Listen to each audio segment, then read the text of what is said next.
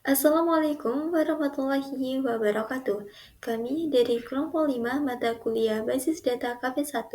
Pada kesempatan kali ini, kami akan mempresentasikan hasil proyek kami yang berjudul Perancangan Sistem Basis Data Trias Catering berbasis model data relasional. Ada pepatah yang mengatakan, tak kenal maka tak sayang.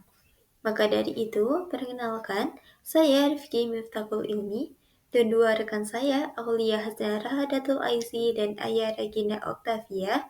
Kami dari program studi matematika, Fakultas Matematika dan Ilmu Pengetahuan Alam, Universitas Negeri Malang. Dalam presentasi kali ini, kami akan membahas beberapa hal utama, dimulai dari abstrak, pendahuluan, metode, hasil, dan diakhiri dengan kesimpulan. Penelitian ini bertujuan untuk merancang sistem basis data bagi trias catering dengan menggunakan model data relasional guna meningkatkan efisiensi dan efektivitas pengelolaan data operasional. Dalam era digital, basis data berperan penting sebagai fondasi sistem informasi yang memungkinkan penyimpanan dan pengelolaan data secara terstruktur. Metode penelitian yang digunakan adalah pendekatan deskriptif melalui tahapan observasi, wawancara, dan studi pustaka. Proses perancangan dilakukan dengan menganalisis kebutuhan data, menentukan business rule, mengidentifikasi entitas, atribut, dan relasi, hingga menghasilkan diagram entity relationship yang kemudian ditransformasikan ke dalam skema basis data relasional. Hasil penelitian menunjukkan bahwa sistem basis data yang dirancang mampu mengelola informasi karyawan, pelanggan, menu, dan alamat pengiriman secara lebih sistematis, konsisten, serta mudah diakses. Penerapan model data relasional terbukti dapat mengurangi redundansi data, menjaga integritas, dan mendukung pengambilan keputusan yang lebih cepat serta akurat. Dengan demikian, rancangan basis data ini dapat menjadi dasar pengembangan sistem informasi berbasis aplikasi untuk meningkatkan kualitas layanan dan kinerja operasional trias catering. Dalam era digital saat ini, sistem informasi memiliki peran penting sebagai fungsi pendukung dalam aktivitas organisasi. Dengan penerapan sistem informasi, organisasi dapat meningkatkan kinerja operasionalnya melalui efisiensi proses kerja, kemudahan dalam memperoleh informasi, dan optimalisasi komunikasi internal. Keberhasilan penerapan sistem informasi sangat bergantung pada ketersediaan fasilitas yang memadai. Salah satu fasilitas penting dalam sistem informasi adalah basis data.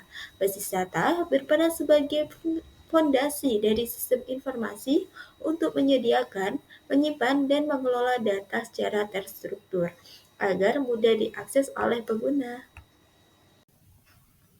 Dalam dunia bisnis, basis data menjadi elemen vital untuk mengelola berbagai informasi seperti data pelanggan, produk, transaksi, dan persediaan secara terpusat. Melalui sistem penyimpanan yang terorganisasi, data bisnis dapat diolah dengan lebih efisien dan konsisten sehingga mendukung peningkatan produktivitas serta keunggulan kompetitif perusahaan. Model data relasional menjadi salah satu pendekatan yang umum digunakan karena memungkinkan keterhubungan antara entitas melalui atribut kunci, menjaga integritas data, serta mempermudah proses analisis dan pelaporan. Salah satu sektor bisnis yang memerlukan pengelolaan data terstruktur adalah usaha catering.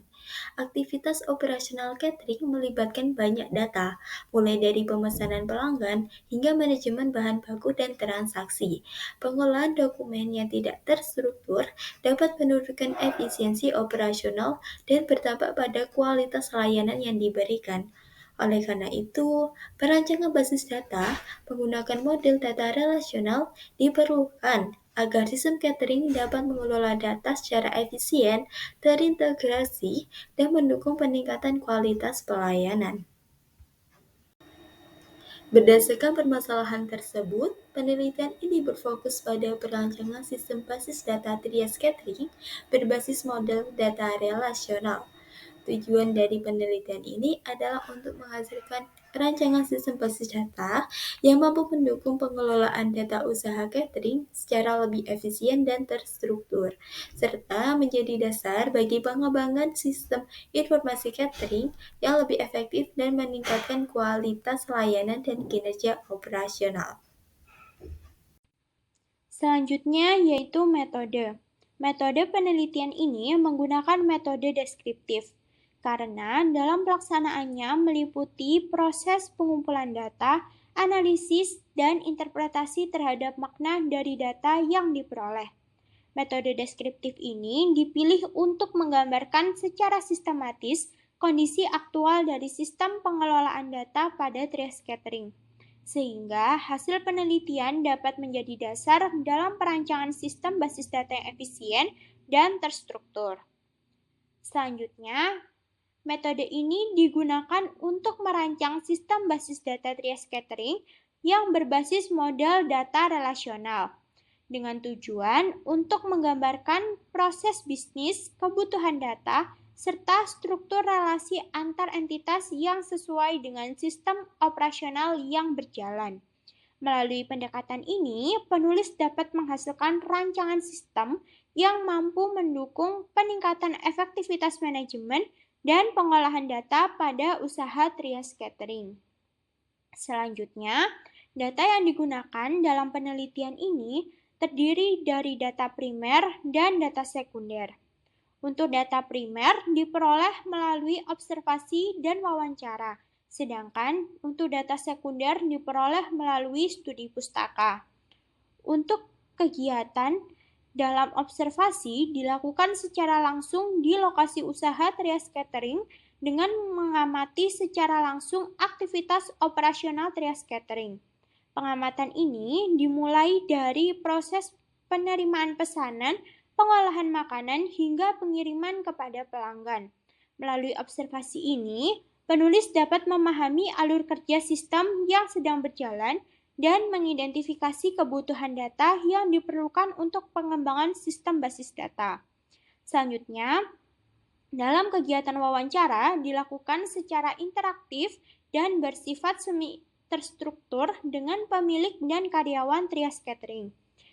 Wawancara ini dilakukan untuk memperoleh informasi lebih mendalam mengenai kebutuhan sistem, kendala yang dihadapi, serta harapan terhadap sistem basis data yang akan dirancang untuk kedepannya.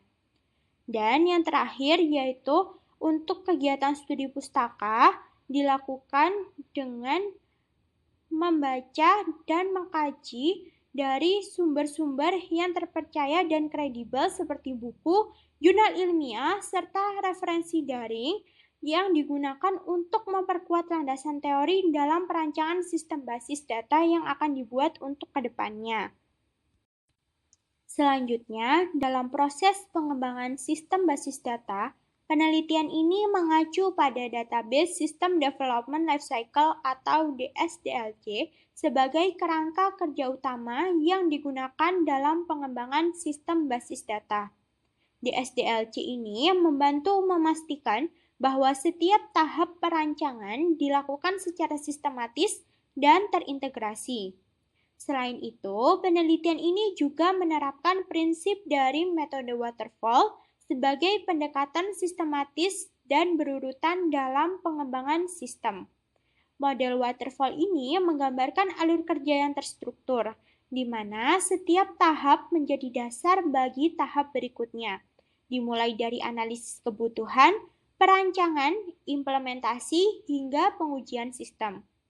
Selanjutnya, teknik pengolahan data dalam penelitian ini dilakukan melalui 7 tahapan perancangan sistem basis data berbasis model data relasional.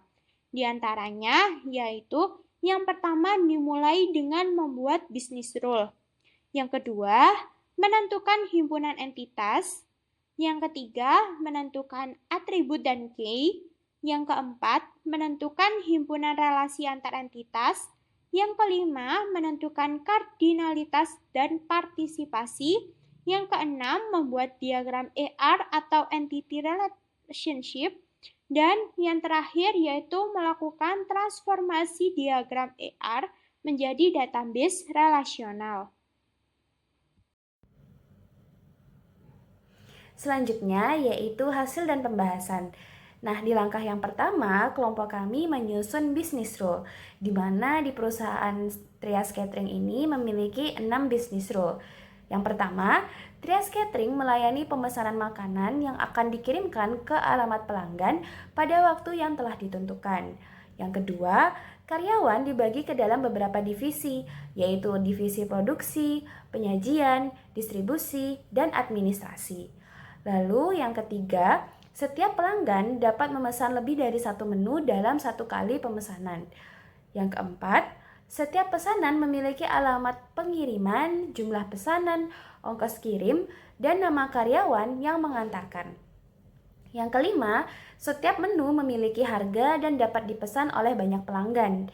Lalu yang keenam, gaji setiap karyawan sebesar 3 juta per bulan, kecuali Yani, Gopal, dan Wimpy sebesar Rp3.300.000 per bulan. Setelah kelompok kami menyusun business rule, selanjutnya kelompok kami mengidentifikasi himpunan entitas yang terdapat di dalam sistem Trias Catering.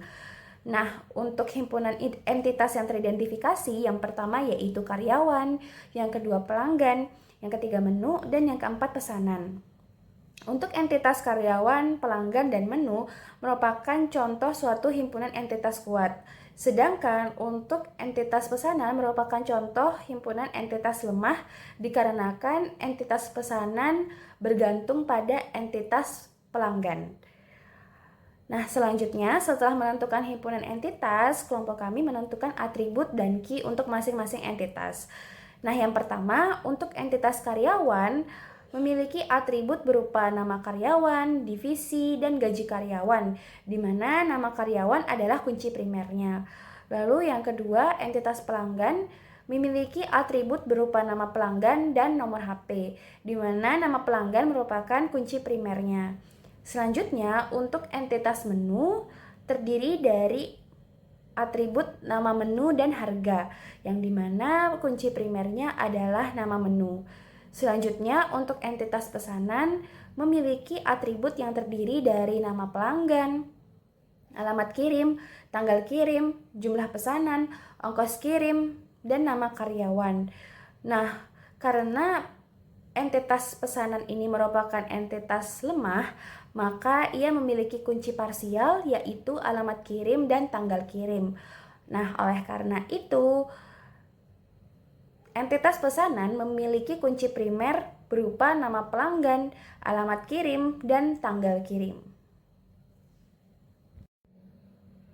Selanjutnya, setelah kelompok kami mengidentifikasi himpunan entitas, atribut, dan juga kunci atau key, kelompok kami menentukan himpunan relasi antar entitas. Yang pertama, relasi antara entitas karyawan dan pesanan didefinisikan sebagai setiap karyawan dari divisi distribusi dapat mengirim beberapa pesanan pelanggan, sehingga relasi antar kedua entitas ini dinamai relasi mengirim. Kemudian, untuk entitas pelanggan dan pesanan didefinisikan sebagai setiap pelanggan dapat membuat beberapa pesanan, tetapi satu pesanan hanya dimiliki oleh satu pelanggan, sehingga relasi antara entitas pelanggan dan pesanan dinamai relasi memesan. Kemudian yang ketiga, antara entitas pesanan dan menu didefinisikan sebagai satu pesanan dapat berisi lebih dari satu menu dan satu menu dapat muncul pada banyak pesanan, sehingga relasi antara kedua entitas ini dinamai sebagai relasi terdapat pada. Selanjutnya, untuk entitas karyawan dan menu didefinisikan sebagai setiap karyawan dari divisi produksi dapat mengolah beberapa menu dan satu menu dapat diolah oleh beberapa karyawan. Nah, untuk relasi antar entitas ini diberi nama relasi mengolah. Nah, kemudian selanjutnya yaitu menentukan kardinalitas dan partisipasi untuk masing-masing himpunan relasi. Yang pertama yaitu relasi antara karyawan dan pesanan, kardinalitasnya adalah 1:n, dengan partisipasinya adalah parsial pada karyawan dan total pada pesanan. Kemudian untuk relasi pelanggan dan pesanan memiliki kardinalitas 1:n dengan partisipasi total pada pelanggan dan total pada pesanan. Kemudian untuk relasi pesanan dan menu memiliki kardinalitas M/N yang dimana partisipasinya adalah total pada pesanan dan total pada menu. Lalu yang terakhir untuk relasi karyawan dan menu memiliki kardinalitas M/N dengan partisipasi parsial pada karyawan dan parsial pada menu. Selanjutnya, setelah kami menentukan bisnis rule, himpunan entitas, atribut dan key, kemudian himpunan relasi, lalu kardinalitas dan partisipasi, selanjutnya ialah membentuk diagram IR.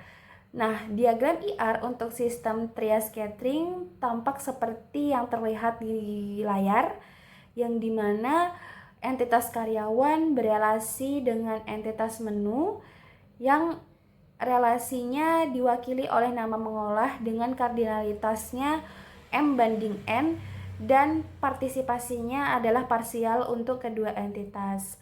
Kemudian entitas karyawan berelasi dengan entitas pesanan yang relasinya diwakili oleh mengirim dengan kardinalitasnya adalah 1:n, di mana karyawan berpartisipasi secara parsial, sedangkan pesanan berpartisipasi secara total.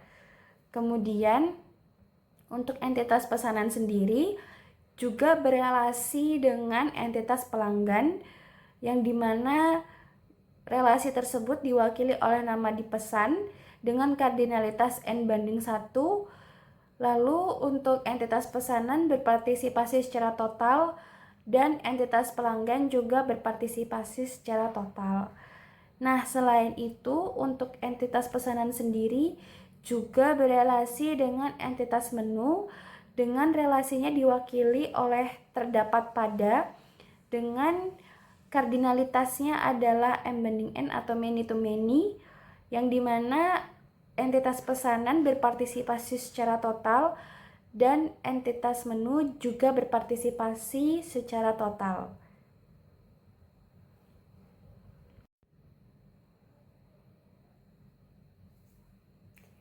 Nah, kemudian setelah kelompok kami menyusun diagram IR, selanjutnya adalah mentransformasi diagram IR tersebut ke dalam database relasional. Nah, untuk hasil transformasinya dapat dilihat seperti yang ada di layar.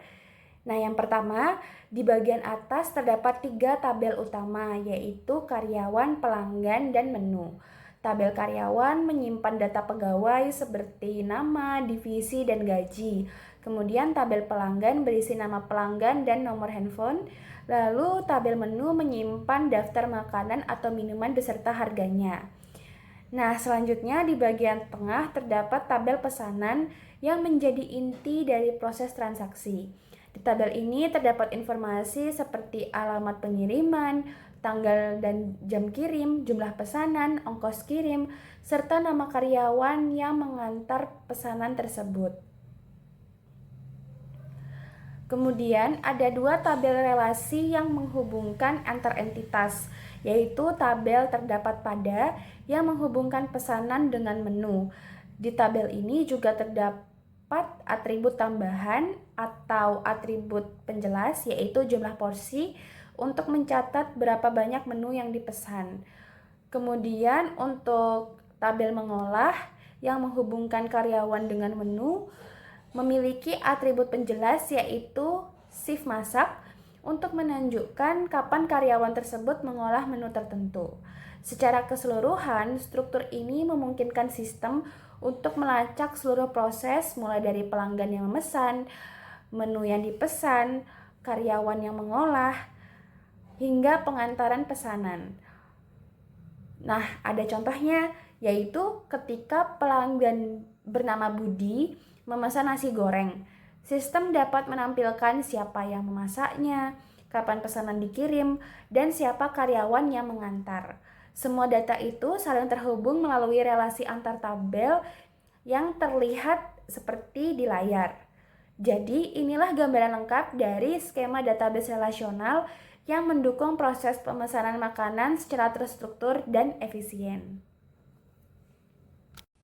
Berdasarkan penelitian mengenai perancangan sistem basis data Trias Catering berbasis model data relasional, dapat disimpulkan bahwa perancangan sistem ini berhasil mengidentifikasi entitas utama, atribut, dan relasi antar entitas yang mendukung proses operasional bisnis. Proses transformasi dari model ER ke model relasional memungkinkan pembentukan struktur basis data yang sistematis, konsisten, dan mudah diakses, sehingga mengurangi redundansi data, meminimalkan kesalahan, dan meningkatkan efisiensi pengelolaan informasi. Rancangan basis data yang dihasilkan memungkinkan pengambilan keputusan yang lebih cepat dan akurat serta mendukung peningkatan kualitas layanan kepada pelanggan melalui pengelolaan data yang tertata dan terintegrasi. Dengan demikian, penerapan model data relasional terbukti efektif sebagai fondasi untuk membangun sistem informasi yang handal, efisien, dan mendukung peningkatan kinerja operasional dari Trias Catering.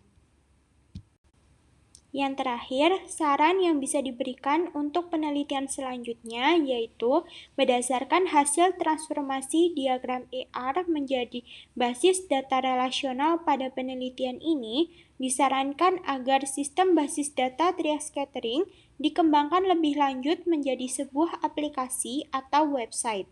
Pengembangan ini bertujuan untuk memudahkan pengelolaan data secara terpusat, meningkatkan efisiensi manajemen, dan mempermudah akses informasi bagi pengguna, sehingga operasional sehari-hari dapat dijalankan dengan lebih cepat, akurat, dan efektif.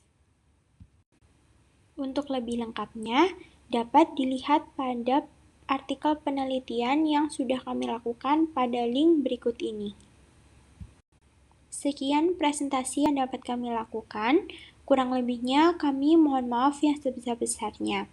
Terima kasih. Wassalamualaikum warahmatullahi wabarakatuh.